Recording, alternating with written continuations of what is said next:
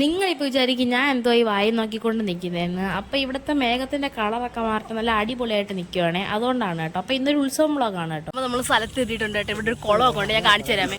അപ്പോൾ ഇതാണ് കേട്ടോ ഇവിടുത്തെ അമ്പലക്കുളം. വലിയ ആഘോഷങ്ങളൊന്നും ഇല്ലായിരുന്നെങ്കിൽ പോലും അത്യാവശ്യം നല്ലൊരു ഉത്സവമായിരുന്നു. 2-3 സ്റ്റോഴ്സും സ്നാക്സും ഒക്കെ ഉണ്ടായിരുന്നു കേട്ടോ.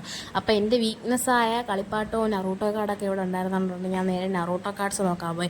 10 വാങ്ങിക്കും, 20 വാങ്ങിക്കും, 100 വാങ്ങിക്കും എന്നൊക്കെ പറഞ്ഞ് അവിടെ ചെന്നെങ്കിൽ ആകെ 2 വാങ്ങിച്ചുകൊണ്ടാണ് ഗീസ് ഞാൻ ലാസ്റ്റ് വീട്ടിലോട്ട് പോയത്. നെഹാമൊക്കെ ഈ കളിപ്പാട്ടമൊക്കെ നോക്കിയതിന് ശേഷം ഫുഡ് ഒരു വീക്ക്നെസ് ആണ്. എൻ്റെ നേരെ ഫുഡ് കഴിക്കാനും കൂടെ പോയി ചായ സ്നാക്സൊക്കെ കഴിച്ചു കേട്ടോ.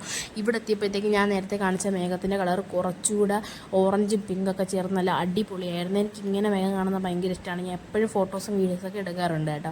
ഇവിടെ ആകെ 2-3 സ്റ്റോഴ്സേ ഉണ്ടായിരുന്നുള്ളൂ കളിപ്പാട്ടത്തിൻ്റെ. അപ്പോൾ അതൊക്കെ ഒരു ചേച്ചി തന്നെയായിരുന്നു നോക്കിക്കൊണ്ടിരുന്നത് കേട്ടോ. അങ്ങനെ കൈ നിറച്ച് സാധനങ്ങളായിട്ട് നമ്മൾ നേരെ വീട്ടിലോട്ട് പോകാനുള്ളൊരു തയ്യാറെടുപ്പാണ്.